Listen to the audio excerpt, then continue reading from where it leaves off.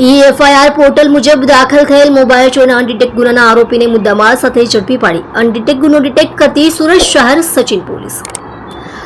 Commissioner સાહેબ શ્રી સુરત શહેર નાઓએ સુરત શહેર ખાતે દાખલ થયેલ એફઆઈઆર મુજબ વાહન ચોરી તથા મોબાઈલ ચોરના અનડિટેક્ટ ગુનાઓને ડિટેક્ટ કરવા માટે સૂચના આપેલ હોય જે અનુસંધાને અધિક પોલીસ કમિશનર સેક્ટર 02 સાહેબ શ્રી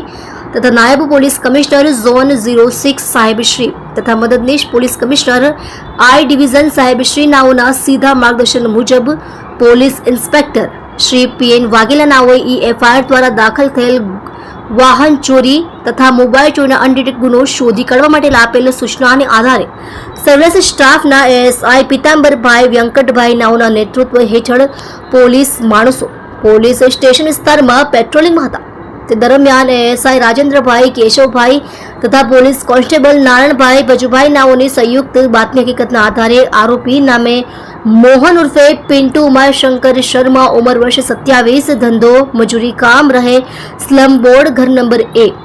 202 સચિન સુરત મૂળ ગામ જારી જવરાઈ જિલ્લો બાંદા ઉત્તર પ્રદેશ નાઓને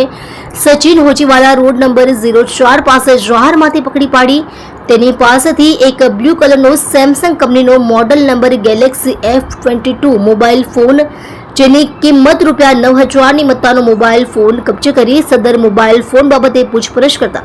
મજકૂર ઇસમે સદર મોબાઈલ ફોન સચિન સ્ટેશન બજારમાંથી નજર ચૂકવી ચોરી કરેલ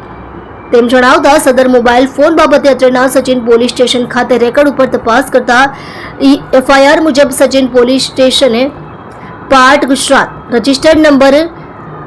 1121054242263 બીએનએસ એક્ટ સને 2023ની કલમ 303(2) મુજબનો ગુનો રજીસ્ટર થયેલ હોય જે અનડિટેક્ટ ગુનાને ગણતરીના કલાકોમાં ડિટેક્ટ કરી ખૂબ જ પ્રશંસનીય કામગીરી ટીમ વર્ક દ્વારા કરવામાં આવેલ છે.